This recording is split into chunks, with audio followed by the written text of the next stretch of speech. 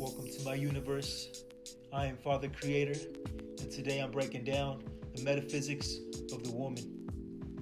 Now, let me just give you a little bit of game from the Egyptian/Kemet perspective, just like I did on the male video.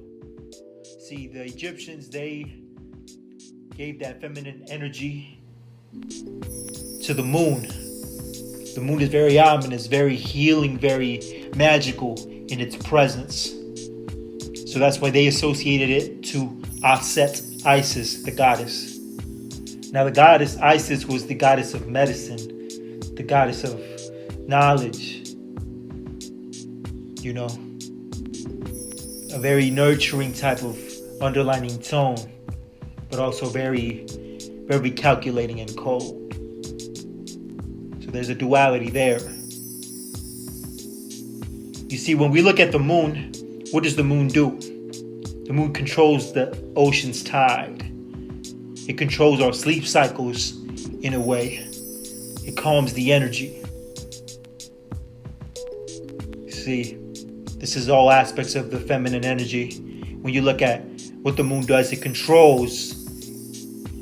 It controlling is a very vital part to understanding the metaphysics of the woman.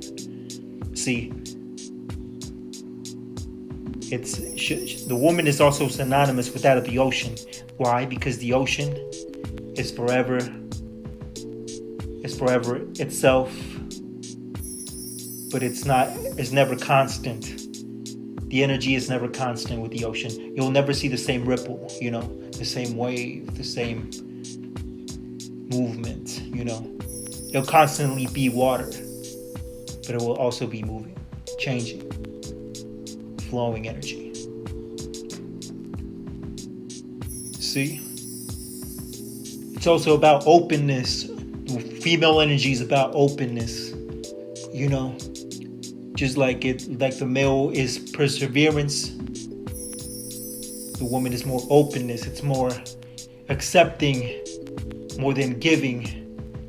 She's the receiver.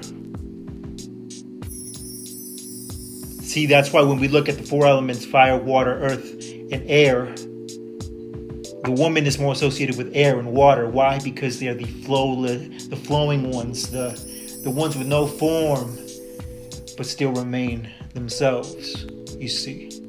Very adaptable, resilient. Now, when we go back to when I was talking about the controlling aspect of the moon, just look at the nature. See, a lot of women are master manipulators, and I don't mean manipulators in a bad way. I'm saying they have control over things. They're masters of controlling things. They can bend it to their will if the elements allow it. But at their base and core, the woman is the multiplier, like the man is the creator.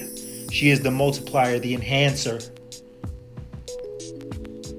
If there's value here, she has the ability to multiply that value, to spread the value across more. See, even if you're looking at her biologically, if you give a woman your seed, she will create children. She will enhance that seed. Now, in order to make the child, she needs estrogen. Now, let's break down the etymology in estrogen. Estrogen comes from the Latin word estrus, meaning passion, impulse. See, that's the very ocean concept, the ever-changing, ever-flowing air, water energy. Passion and impulse, they're not very concrete. They're not very permanent. Feelings, emotions.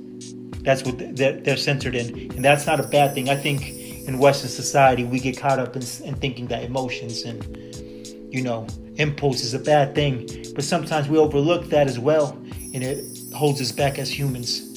So yes, it's a very positive, especially for a woman to be passionate and impulsive, but also to have self-control. Just like it's important for the man to be passionate and impulsive, while he's always in control, he needs to also show that passionate and impulsive side as well.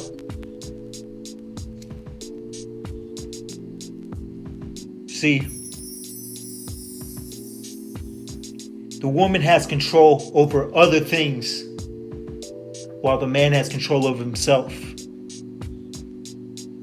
Neither is a bad or a good thing. It's just the way the nature of most men and women are.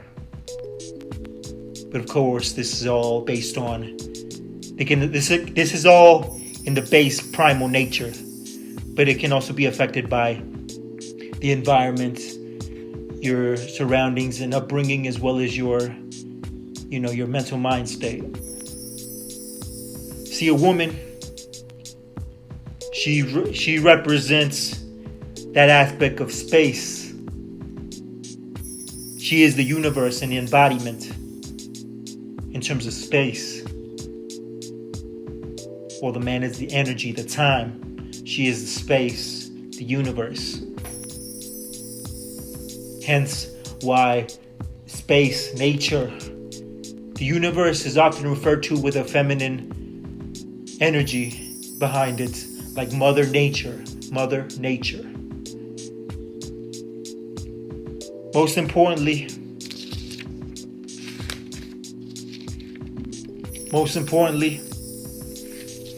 how men are attracted to law and order, women are attracted by chaos, because that's their way that they move through life. It's chaotic, without order.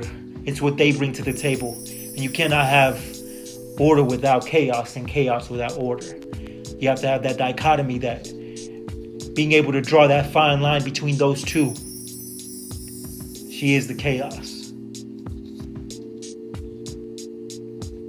Now, when you think of chaos, you think, oh, that's a terrible description of a woman. Chaos, chaotic. Is it really? You're looking at it from another perspective, a very limited mindset. See, chaos can create a lot of abundance, a lot of turmoil, yes, but also can bring a lot of health and growth of individuals, of the self. Why? Because we'll get more stimulated through chaos than we do from calmness and law and order. Everything will stay the same, stagnant. We need that chaos, that turmoil to grow, to make ourselves stronger in the three aspects: the physical, the mental, and the spiritual. So yes, a woman is very needed, and a woman in a very feminine mindset will be chaotic at times, and that's okay.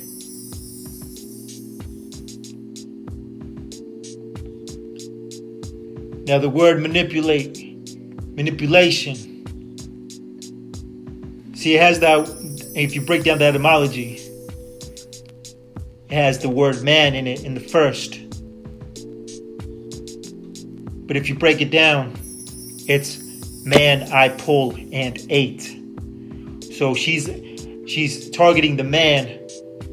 She pulls him and eats him. That's how manipulation works. If a man is able to be pulled, she's able to eat him, to consume him, to make him hers.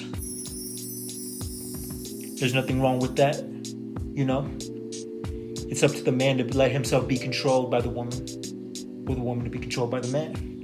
It's all a game of power. In the grand scheme of things, it's the way the world is ordered. The game is played this way. This is Father Creator. And until next time.